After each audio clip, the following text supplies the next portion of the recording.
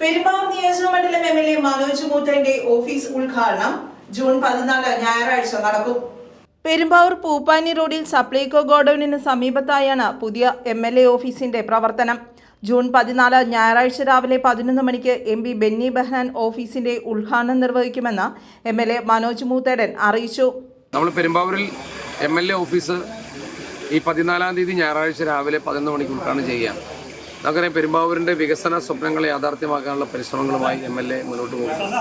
വികസന ക്ഷേമ പ്രവർത്തനങ്ങൾ ഏകോപിപ്പിക്കാനും നമ്മുടെ നാട്ടിലെ ഏതൊരാൾക്കും ഏതൊരു ആവശ്യവുമായി ബന്ധപ്പെട്ട് ഏത് കാര്യവും സേവനങ്ങൾ ലഭ്യമാക്കാൻ കഴിയുന്ന ഒരു ജനസേവന കേന്ദ്രമായിട്ടാണ് എം.എൽ.എ. ഓഫീസ് നമ്മൾ സജ്ജീകരിച്ചിരിക്കുന്നത്.